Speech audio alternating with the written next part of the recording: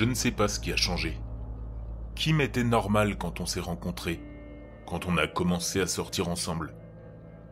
Elle l'a été pendant des mois, toute une année. Et maintenant...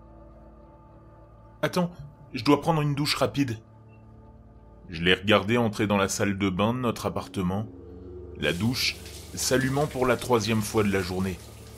Elle s'était douchée quand je m'étais réveillé, encore une fois après le déjeuner, et maintenant avant qu'on aille dîner. Et malgré tout ça, je jure que tout l'appartement sent la charogne. Je ne l'en empêche pas, même si ces douches incessantes ne semblent pas atténuer cette odeur. J'ai cherché partout dans l'appartement. Je me suis aussi douché plus souvent, mais rien ne semble être la source du problème. Est-ce le lit ? Je suis retourné dans notre chambre en y pensant pendant que j'attendais que Kim se prépare. Nos draps étaient propres. Je les lavais souvent de toute façon, et ils n'étaient pas tachés. Kim, elle, n'avait jamais mentionné l'odeur. Elle n'avait même pas remarqué quand je lui en ai parlé. Elle l'a nié.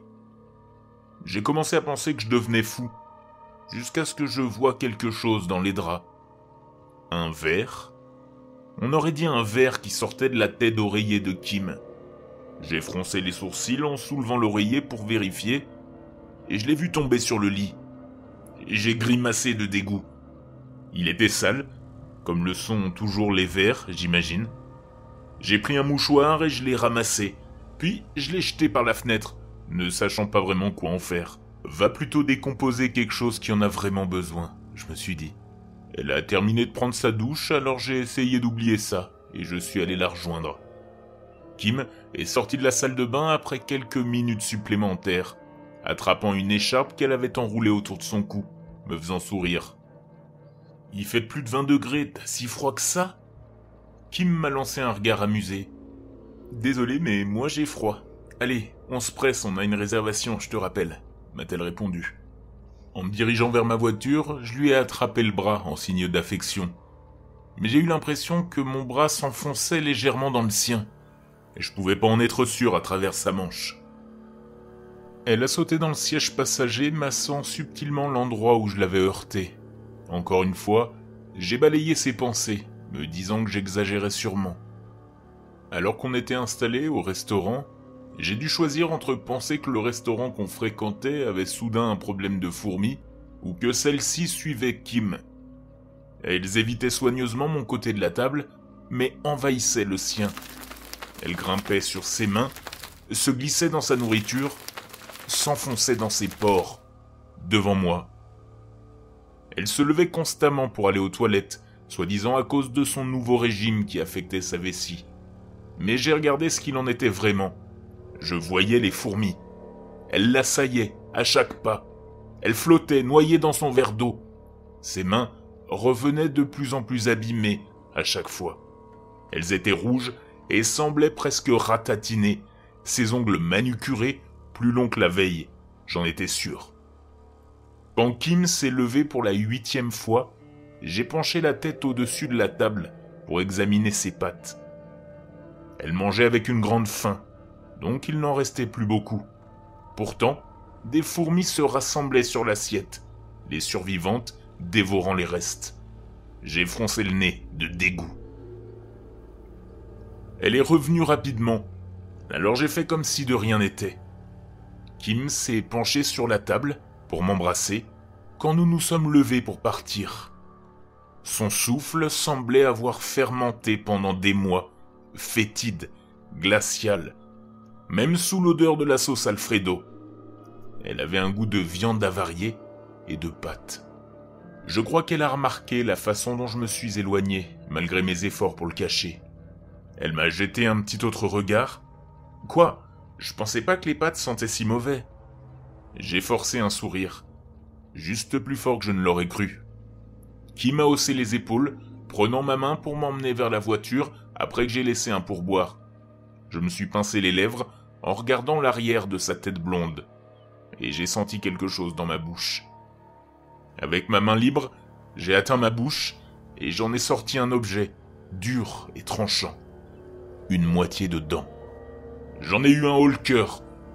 Ma langue a parcouru mes dents, juste pour vérifier si je m'en étais pas cassé une, sans m'en rendre compte. Mais non, il n'y avait rien. Rien ne me faisait mal. Sauf là où l'éclat m'avait piqué la joue. Ce n'était donc pas possible que ce soit la mienne. J'ai levé les yeux vers Kim alors que nous arrivions à la voiture, jetant le morceau de dent brisé pendant que mon estomac se retournait. J'essayais d'ignorer la suspicion grandissante que quelque chose n'allait pas chez elle. Elle s'est retournée et m'a souri, sautant dans le siège passager et bouclant sa ceinture. Peut-être que je devenais juste fou. J'ai continué à tout ignorer pour le reste de la soirée, comme un idiot. Elle n'a pas voulu m'embrasser pour dire bonne nuit, probablement à cause de ce que je lui avais dit plus tôt. Pas que j'en avais vraiment envie de toute façon. Les choses n'ont fait qu'empirer après ça. Je me suis réveillé dans la nuit et j'ai entendu la douche couler. Je me suis retourné pour vérifier l'heure, en pensant que mon réveil était sur le point de sonner. Pourtant, il n'était que 4 heures du matin. J'entendais Kim qui s'agitait dans la salle de bain. En me tournant vers son côté du lit, j'ai jeté un œil sur le drap et l'oreiller. Difficile à dire dans l'obscurité, mais j'aurais juré qu'ils avaient l'air sales. Malgré tout, j'ai fermé les yeux, me laissant bercer par le bruit apaisant de l'eau. Du moins, j'ai essayé, finissant par m'écarter de son côté du lit, à cause de cette forte odeur. Pourtant, ce n'était pas suffisant pour m'endormir. Avant qu'elle ne revienne, passant ses bras autour de moi par derrière et posant son front contre mon épaule. Son souffle glacé et rance m'a donné un frisson dans le dos, mais j'ai juste continué à tenter de m'endormir malgré tout. C'était de plus en plus difficile. Sa peau était froide, inhumaine, et l'odeur devenait insupportable. Pire que tout ça, je pouvais sentir quelque chose s'insinuer sous moi. D'innombrables petits asticots grouillaient contre ma peau, se tortillant, grignotant, me dévorant lentement. Chaque morsure était si délibérée qu'on aurait dit qu'il nourrissait des rancunes personnelles. Mais moi, j'étais effrayé, terrifié même. J'avais peur que si je bougeais, cela deviendrait réel. Tant que je faisais semblant que cela n'existait pas, ce n'était qu'un cauchemar. 3 heures d'agonie ont passé avant que cela ne s'arrête. Les parasites se sont retirés juste à temps pour que mon réveil sonne. Enfin capable de me lever, j'ai laissé Kim se plaindre du froid et je me suis précipité vers la salle de bain. Ma peau était rouge, mon bas du dos me démangeait, recouvert de petites marques de morsures quand j'ai pu y jeter un œil. J'ai poussé un soupir tremblant, me glissant sous la douche et me frottant avec du savon et de la lotion, fermant les yeux et priant pour que cela disparaisse si je continuais à l'ignorer. Il devait y avoir une explication plus rationnelle. Quelle autre réponse pouvait-il y avoir à tout ça ?